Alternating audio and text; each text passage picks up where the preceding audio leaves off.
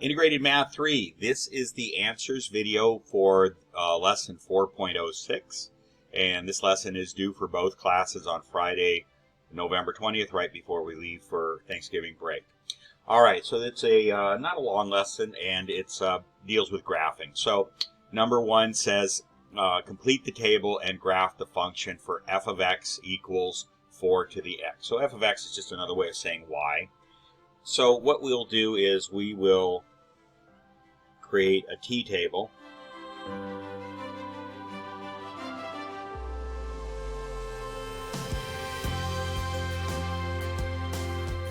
Something like that. And we'll go ahead and put x here, f of x here, and in the middle just put the function right there. So it's 4 to the x. And given that I don't have anything else to consider about this, when we graphed rational functions, we always considered where is the vertical asymptote to it, and you wanted some points on both sides of that, if you remember that. Here we don't have anything like that, so we're just going to basically pick the numbers. I go from -2 up to +2. So those are the 5 numbers that we'll just pick. Okay, and we'll start with 0. 4 to the 0 equals 1. Okay, and -2, so let me write that. That's what this center portion is for. It's just to write it, to fill it in. Okay, 4 to the -2. So we're going to put a -2 up there. So the negative sign inverts it, takes the reciprocal.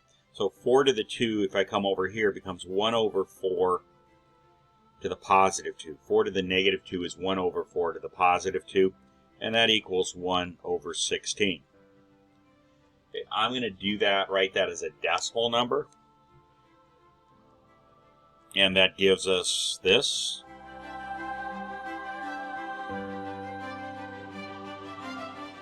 Okay, now we'll do -1. And that's going to same as flipping the 4 over 4 to the first power. 1 over 4 to the first power. So this equals this. Okay, and that's going to become 0.25. And then down here, this is 4 to the first power. That simply equals 4. And then 4 to the second power, that equals 16. So what we see is, usually you can see a pattern from the 5 numbers. As we go in the negative direction of x, this number becomes smaller and smaller. If you went up to -10, you'd see it'd be a very small number with a bunch of 0.000s in front of it. Notice, though, it never goes negative. Now, we may not be sure of that. You may want to go to -10, x to the -10, and see if it goes negative. And you can easily do that on your calculator. I'll just do it. 4 raised to the -100 power. And it's a really, really, really tiny number, but it is a positive number.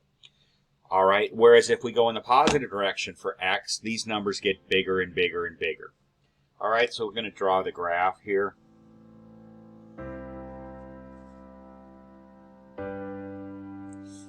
So as we're way over here in the negative x values, that's these up here, it's going to be really close to the x-axis, but it never touches. You just kind of have to trust me when I say that. It's never going to touch. It's going to come up through 1. Okay? Because when x equals 0, anything raised to the 0 power is going to give you 1. So this point right here is 0, 1. 0 on the x-axis and 1 up. And then you can see these numbers are getting bigger and bigger, and they're going to continue to get bigger up to infinity. So that's what the graph of an exponential looks at. It's an asymptote on the x-axis. It never touches the x-axis, but it gets smaller and smaller and smaller. All right, and so that's what the graph would look like. Now, one thing we can do is let's check Desmos and see what Desmos says for. Okay, so I'm in Desmos. We'll plot it here and see if we got something that looks like what we drew. So there's 4. Then I come down here, a raised to the b power. So I'm going to be just x, and there it is. And you can see it looks like what I sketched, and it is at 0, 1 is where it intersects there. And so that's the answer to that. That's what a graph of an exponential function generally will look like. All exponentials will look like this. It's just some of them will curve farther out, some of them will curve much closer to the y-axis, but they'll all go through the 0.01 right there, because any number raised to the 0 power is 1. Okay? Okay, before we go into the next problem, let's talk about something called transformations. I talked about this in class, and it's how do you shift a graph, either up or down or sideways. So let's start with an exponential, a simple exponential, 10 to the x power. So that's this graph right here. It goes right along the x-axis. It doesn't touch the x-axis. Then it curves up. It goes through the 0.01, and it comes on up like this. Okay, so that's this function. Now, if we come here and take this function up here, if we want to shift it up or down, we take that same function, y equals 10 to the x, and we add 3 to it. That will shift it up by 3. That will shift it to here.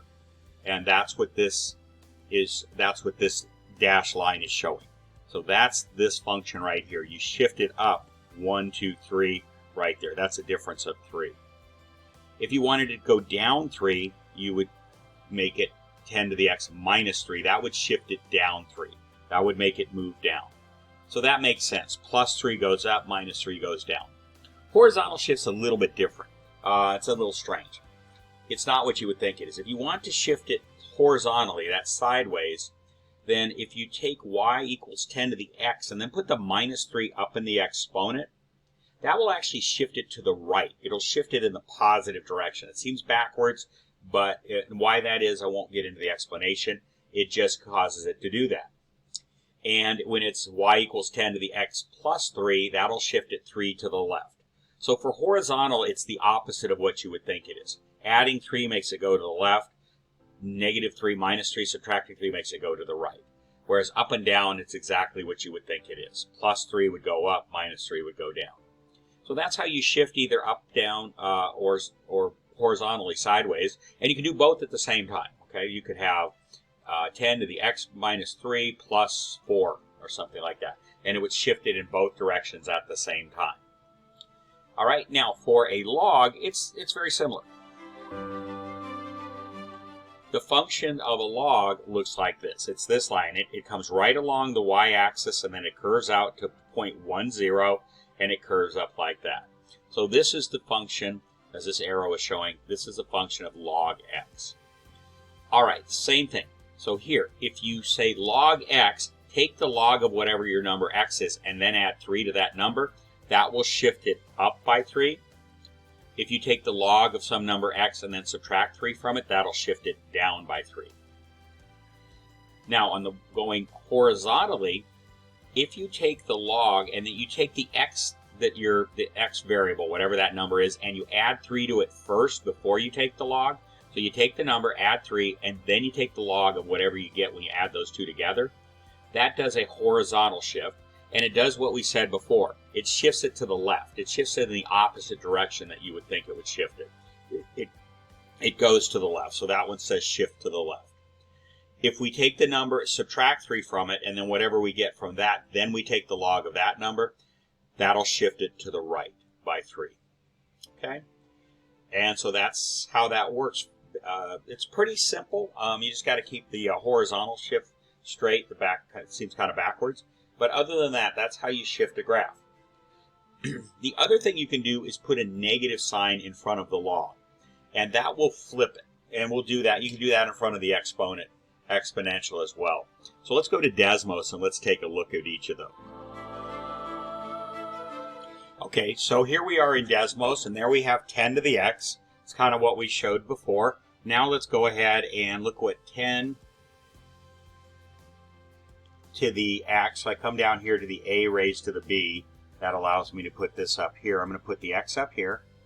And then I'm going to move over and I'm going to put plus 3 like we did before. And you can see what it did is it shifted it. Right here where it's intersecting is at 1 on the y-axis. And if you go up, each 2 squares represents 1 on this graph. There's 1, 2, 3. So you end up going from 1 to 4. And that's what this plus 3 does. Of course, changing that to a minus 3 is going to do the opposite. you can see that it, close this down, you can see that it went down. In this case, it went down 3. Okay, let's go ahead and do this then. We're going to change, we're going to go up into the exponent, and we're going to put plus, get that out of the way, come up here to the exponent, and we're going to put plus 3 up in the exponent this time. Oops, I didn't do that. I tried to. Let's try. Oh, I'm going to have to go back and just start over with the exponent, so let's do that. Okay, and now I'm going to put x plus, oh, I see. You know what I need to do here? It's going to make me put a parenthesis around it, so it knows that that's supposed to stay up in the exponent and not come down. So there's a 3, there's a parenthesis, and there you can see the plus 3 caused it to shift to the left. It went backwards 3 places. How do you know it's 3? Well, you find a place where it intersects, like pretty close to intersecting right there, and you go back 1, 2, 3, and it's backwards, it's to the left 3. And then of course we can change this to a minus sign, and it went to the right 3. Okay, so if you look at this point right here and you go 1, 2, 3, it went to the right by 3. All right, so that shows that for we showed both of them for an exponential. Let's do one more thing. Let's show what if it's a negative. Okay, these are the same. I just happened to put parentheses around that one. I left the parentheses there. If you turn that into a negative, you can see what you get. It's an exact inverse. It's like a mirror image around the x-axis right there. So the green line is going down, the blue line is going up, but they look exactly the same, except they're flipped over. That's what a negative sign will do. Okay, let's do now a log of x. So we're just going to do simply, you can just type the word log x. There's a log of x. It's what we saw before.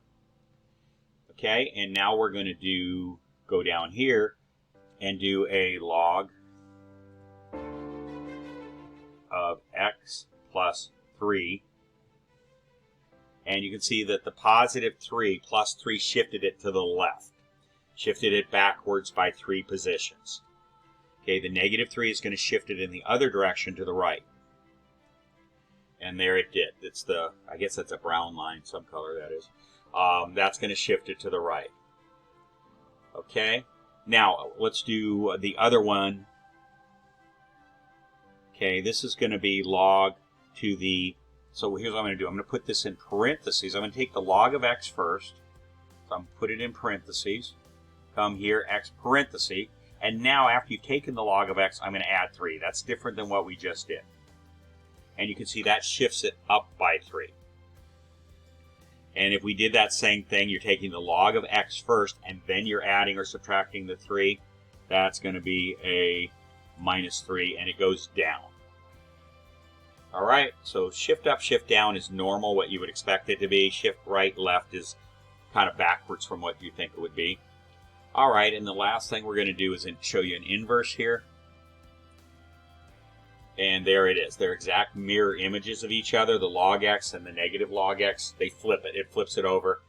And it's mirror image. You can see they cross over in this case, but they're still mirror images of each other. They're exact opposites. One's going up, one's going down. Okay, so that takes care of that. So that shows the different transformations. Now we're going to move on to the next problem. Okay, so we're in number 2, and it says graph the equation of 5 to the x, so that's an exponential. That's this one right here. This equals 5 raised to the x power is what they're saying. Write the equation for the transformed graph. Okay, so what happened here? It's intersecting at 1. All exponentials intersect at the point 0, 1. Again, why is that? It's because 5 raised to the 0 power equals 1. 10 raised to the 0 power equals 1. 57 raised to the 0 power equals 1. No matter what the base is, if you raise it to the 0 power, it's going to go through 1 at y. So it's always, any graph will go. It's just the shape of the curve will be different in each of those cases. Okay, so what did we do here? We moved up. And we moved up 1, 2, 3. So that's a vertical. And so plus going up 3 is equivalent to a plus 3. So g of x is going to be this. the original graph, and then you added 3. So the 3 goes down below right there. Okay? And that's it. That's the answer. That's what they're looking for here. So we'll shift it up 1, 2, 3. That's the +3 right there. Okay, let's keep going. That was easy. Let's do this one. How about this one? Same concept. See if you can think about it. So again, f of x equals 5x. Same exact graph as the last one. But this time what you see is it shifted from here over to here. It shifted to the left. So how do you get it to shift to the left? Well, first let's figure out how far it shifted. It seemed to have shifted 1, 2, pretty close to 3. It's not exactly. It should be exactly. This one looks a little better. 1, 2, 3. Again, that's pretty close to 3. We'll call it 3, okay? So how do you get it to shift 3 to the left? You do that by putting the 3 up in the exponent.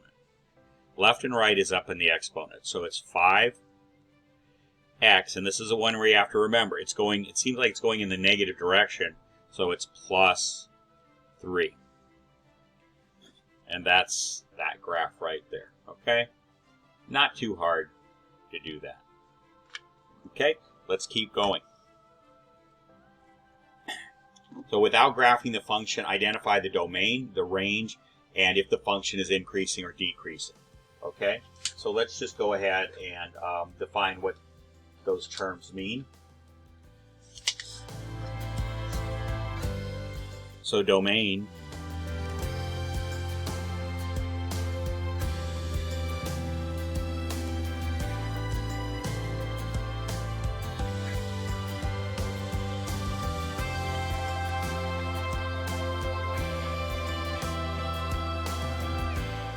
Okay, so domain is the values that x, that's your input variable, can take. Range is the values that y, that's the output variable, that's f of x, can take, or can produce. And increasing means that as the values of x increase, the values of y increase. So as you go from left to right on the x-axis, you keep increasing the values of x, the values of y are going to go up. So it would basically be something that's positively sloping like that. Decreasing would mean it's coming down, it's negatively sloping as you go from left to right. All right, so let's go ahead, and it says without graphing. So we'll do what it says, and then we're going to go ahead and we'll go to Desmos for the graphing.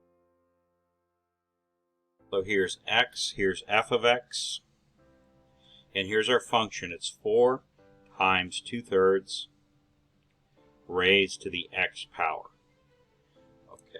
Whenever you have a fraction, a number less than 1, which 2/3 is, and you keep increasing that, then the overall number is going to get smaller and smaller and smaller. So it goes kind of the opposite of what you're used to seeing an exponent do.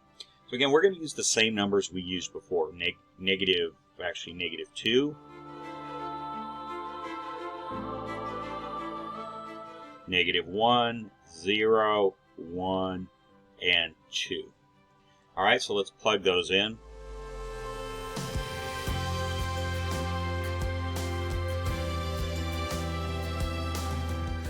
Okay, so this one can be a little tricky. What does 2/3 to the -2 mean? First of all, the negative. It means you flip this over. Instead of 2/3, it becomes 3/2. So let's go ahead and just write that up here. We have the space.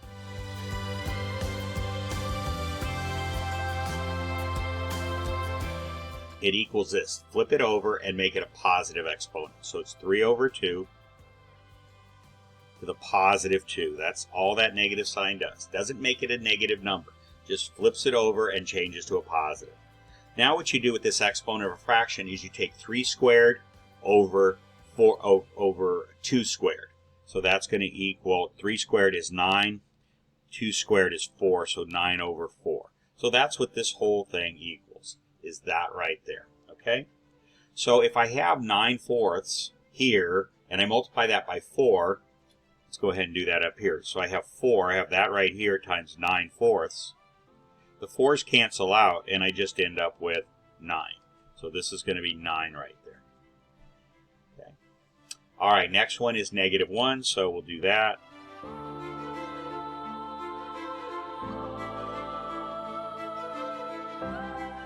Okay, that's going to just flip the 2/3. It's raised to the first power, so it just stays. It flips the 2/3 to 3/2, and then it just stays as 3/2. So I can tell you 4 times 3 on the top. I'll go ahead and write it up. Equals 3 halves to the 1. That's just 3 halves. So now you come over here and you multiply 4 times 3 halves. 4 times 3 is 12, divided by 2 is 6. That's going to equal 6.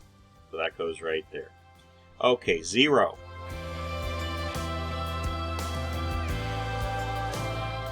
Okay, 2/3 to the 0 is 1. Any number raised to the 0 power is 1. So this all becomes 1. 1 times 4 is 4.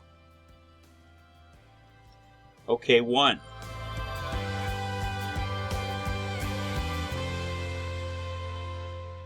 Okay, so 2/3 to the first power is just 2/3.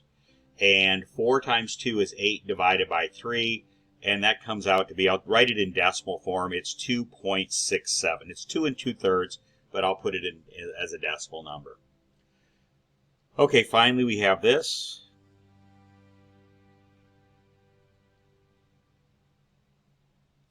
Okay, so 2 squared is 4 and 3 squared is 9. So it's 4 over 9. So it's 4 times 4 is 16 divided by 9. And I've already done that one, so I'll tell you that's going to be 1.78. All right. So let's look at a pattern. I actually want to do one more. I'm going to do 5 here. No, I don't need to do 5. Okay. So what is that telling us it's going to do? What are you noticing? As you go in the negative direction along the x-axis, let's sketch that up here. So as you go from 0, -1, -2, you notice the numbers get bigger and bigger. And as you go through 0 on the x-axis, as you go to 1 on the x-axis, the numbers start getting smaller. Okay? And they're going to get smaller and smaller, the y value, but it's never going to be negative. You notice you don't see any negative numbers here. You don't know that for sure, but it's a pretty good bet. It's not going to go negative. It's just going to get smaller and smaller. So if I plotted that up here, it's going to look something like this. It's going to look something like that, okay? So as you go from negative numbers, there you got a really big number there. You got the biggest number on the table there. As you're furthest in the negative direction, as you go furthest in the positive direction, 2, you got the smallest number over here. So you're betting it's going to go very close to the x-axis. So let's check out Desmos and see what that tells us. Okay, so we're going to come up here and we're going to plot that. We've got 4. We've got a parenthesis. And now we're going to do 2 divided by, I come over here and click the divided by sign over here on the keyboard. And I have 3 on the bottom. And then I come over here, I close the parenthesis, and I got to do an A raised to the B right here on the keyboard there. And that's going to be the X right there. And there it is, okay? Pretty much looks what my graph looked like, somewhat. Okay, you can zoom out, it looks like that. It's a little steeper than the graph I drew, but I was just sketching it. Okay, so that's what it's going to look like. Again, it never touches the x-axis here. By the way, it does go through the point 0,4. We found that 0 leads to 4, or produces 4, so that's where it goes through the y-axis right there. Okay, so now we have to answer the actual question. We did a lot of things, but we didn't answer the question. Identify the domain, the range, and if the function's increasing or decreasing. Well, let's answer the last one first. You can see it's decreasing. As you go increasing values of x from left to right, the function gets lower and lower and lower. It goes down, down, down. So the function is decreasing. And I'm going to write this here. So this is all part of the problem down here. It's decreasing. Okay. Okay, decreasing. Okay, what is the domain? What values can x take on? There's no values that x cannot take on. It can take on any values. It can go from negative infinity to positive infinity. So we're going to write that domain. Negative infinity is less than x, which is less than positive infinity. As I mentioned in class, that infinity sign is called a lazy 8 because it looks like it's laying down. Okay, so it can be any value along the x-axis. All right? And the range can also be any value. it looks like it curves up right here, and it just starts going up forever and ever, but it keeps going. Oh, excuse me, I take that back. The range can only be positive numbers, because you notice as it comes down, down, down, down, down, it never goes below the x-axis. It never goes into negative numbers. So the range is going to be from 0 is less than y, which is less than positive infinity. Okay, so it goes up to positive infinity in this direction, but it can't go below the x-axis into negative numbers, so it's 0 is less than y, which is less than infinity. That means it can only be positive numbers, all right? So there's the actual formal answer to that whole question. All right, good. Let's keep going. Number 5 is asking the same thing for domain and range, and whether the function's increasing or decreasing. So you'll notice that this has 2 shifts in it. It has a shift, horizontal shift, a sideways shift, and that's going to be 4 to the right in the positive direction. In other words, 4 this way. And then it has a vertical shift. That's a -2. That means it's going to go down 2 in that direction right there. Okay, so let's go ahead and plug in some numbers and see what values it can take on. Okay, and it's going to be 3x minus 4 minus 2. Okay, let's again just pick our favorite numbers, at least my favorite numbers, -2, -1, 0, 1, and 2. Okay, so this is going to be 3, and up here I'm going to have -2 minus 4. That all goes in parentheses up there. And then minus 2. So what the heck is that? -2 minus 4 is -6. So it's 3 to the -6th power. It's going to be a really tiny number. So let me do that on the calculator here. I get a 3 here. And then I use the little hat here, the little caret. I'm going to raise it to a power, and that power is going to be negative. Remember, a negative number is this sign on this calculator. It's not the minus sign. It's the negative sign. So -6. And I'm going to hit equals. And it's a really tiny number. Okay? And then if you subtract 2 from that, it's going to be a number that's very close to -2. That kind of indicates to me that if I kept getting smaller and smaller, more negative numbers here, it would get very, very close to -2, but it would never cross -2. Okay, so I'm going to go ahead and call this -1.99. Okay, how about this one? This is going to be 3. And I like this type of t-table because it gives you room to do the calculation in. So -1 minus 4 is -5. So that's not going to be quite as small. So that's going to be 3, little hat, and it's -5. And that equals 0.004. Now I'm going to subtract 2 from that, and I get -0.199. But it's not quite as close to 2 as the other one was. But I'll just go ahead and write it again. So you can see that that's an asymptote. If I did this, let's do it to the -10 just to see what it would be. Watch this. I'm going to say 3, and it would be -10 minus 4 raised to the -10 minus 4. Boom. Whoops, I didn't put a parenthesis around. 3 raised to the -10 minus 4 is -14. Okay, and it's a tiny, tiny, tiny numbers. All these zeros in front of it. Now I'm going to subtract 2, and it's going to be -1.9999999. It's getting closer and closer to 2. So as I get more negative, this gets closer and closer to -2, but it never crosses -2. Okay, let's do it with the 0 and the positive numbers. So 3, and that's going to be 0 minus 4 minus 2. So 3 to the -4 minus 2. You know what? That's not going to be much bigger. So 3, caret, I won't do it on screen here. And that's 1.98. So it's only getting a little bit of ways from 2. Okay, how about 1? 1 minus 4.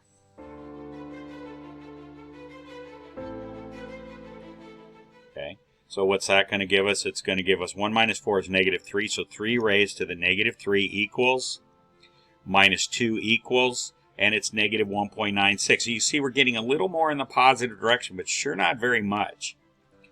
2. 3 to the 2 minus 4 minus 2. That's going to be negative 2. 3 to the negative 2. 3 to the negative 2 equals this. And we're going to subtract 2 from that. And it's going to give us negative 1.88. So we're getting a little more positive. Let's do a number that's a lot bigger. 10. So 3 to the 10 minus 4 equals 3 to the 6th. Whoops. Equals 3 to the 6th. 10 minus 4 is 6. Minus 2. And that's going to give us 3 to the 6th is going to be a big number. It's going to be 729 minus 2 is 727. So all of a sudden I go from these numbers that are negative and really close to negative 2 to 727.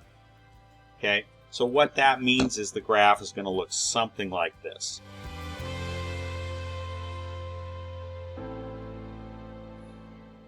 Okay, and here down here is negative 2. So I'm going to draw a dashed line. So that's an asymptote. It's never going to go through that. So as I'm way over here negative, it's very close to negative 2. It's here. I'm going to sketch it. Even as I get to 0, it's still near negative 2. But by the time I get to 10, which is way out here, it's really curved up here. Like that. It's really gone up. So there's the 727 we got when this equals 10. All right? So let's identify the domain can be anything. It can go from negative infinity to positive infinity. So I'm going to write that up here. That's the x value. X can be any value. So it's from negative infinity is less than x is less than positive infinity. Okay, it can go either as far as you want in either of these directions. On this direction, it can go to infinity. You can see it's starting to get big really fast right there, but it can only go as low as negative 2 here. So that's the range, and I'm sorry, I didn't write that on screen. I'm writing it up here. So here's the range. Domain was the x, range is the y value, and that's going to be from negative 2 is less than y, which is less than infinity. So in the up and down direction, it can't go any lower than negative 2, but it can go up to infinity. And you can see this is an increasing graph. As you're going from left to right on the x-axis, the y-axis becomes more and more positive. So it is an increasing graph. Okay, and that's how you do that. All right, so we'll go over to Desmos and take a look at that. We'll plug it in. Okay, so here we go. There is the graph. That's the way it looks. Let's see what this point is. It's 4.631. It's kind of a strange point to cross. I mean, it's not. It just happens to be what it is. And again, you see it looks like the graph that I kind of sketched out there. So in the x direction, it can go either to negative infinity or to positive. Even though it looks like it's cutting off here and maybe forming an asymptote, it's not. It can go forever to the x value can go forever to the right. For the y value, it can't go any lower than this line. This is an asymptote, and that's at minus 2. That's what we said. And it can go up to positive infinity. So that's the answer that Desmos gives us. Okay, so now we're on number 6. It's hard to see, but that's number 6 right there. Okay, so it says, given the graph, f of x equals log of x. So this purple one is simply log of x. Write an equation for the transformation of the graph. So you got to see, is it shifted down? Is it shifted up? Is it shifted right? Is it shifted left? Okay. So what is this g of x doing? Well, one way to see left and right is come down here where these two lines are pretty much straight up and down. Technically, they're asymptotes. They're never quite touching the line that they're going along, but close enough. You can almost say that they are. So you say, where are we here? We're at x equals 0. And where are we here? We're at x equals minus 2. So this one is negative 2 to the left. But remember, that translates into a positive 2 on your equation. Okay? And then, so let's say you move this back to here. so that this line exactly overlap this line. Where would this line be? Well, it looks like it would be down from here. So if we could slide that over to here, you would say, where is this? If I move this over to here, 2 places, I'm going to move this over 1, 2 places to right there. Let me say that again. That was a little tricky. It might look to you like it's down 1 right there, right? You're 0 there and you're -1. But you got to be careful. Because when you slide this over, this lower part of the line is going to be over here. So right here, if I say this is 2 back in this direction, then I say, this is 2 back from where? It's 2 back from right here. So I'm going to move back 1, 2. So if you slid this line over to here, the entire black graph over so that these 2 lines were parallel, this line would move over directly below this line. So that would be -2. So it's -2 going down from here to here, and it's -2 going back from here to here. This one's kind of obvious. This one's a little trickier, okay? This one's a little trickier to see, all right? Again, if I slide this over 2 so that it lines up with that, I'm going to slide this over 2 so it lines up with that, and that's down 1, 2, all right? So it's simply going to be this. It's going to be f of x, or it's g of x. The new graph is called g of x, okay, is log. Okay, now we're sliding left and right. It went backwards 2, so that means it's got to be log of x plus 2. That's the one that's backwards, okay? This is the one that you go backwards 2, but that means this is a plus 2. Now this one is going to go down 2 on the vertical, so that means it is actually a -2. Okay? And that would be the function. All right, let's go to Desmos and see if that works. Okay, so I plotted the log of x, and then I plotted our new function g of x, and you can see it does look,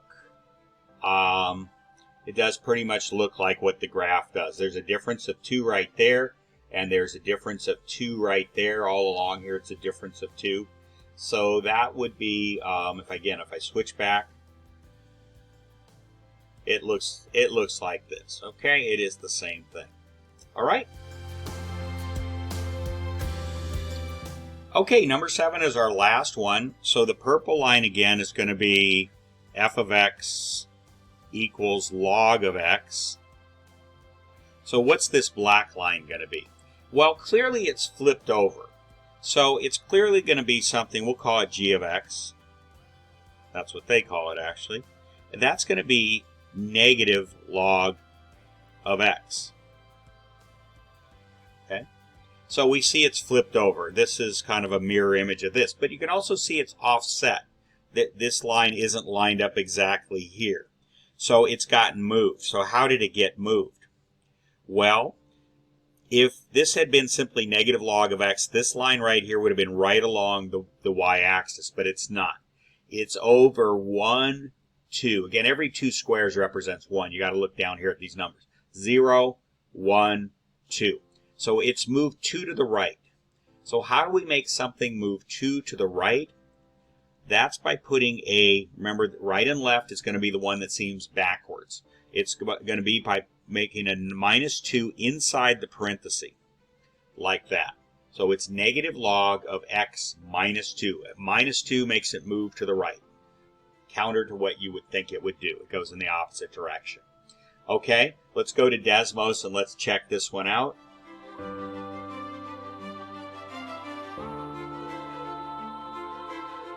First, I'm going to put a negative sign in front here.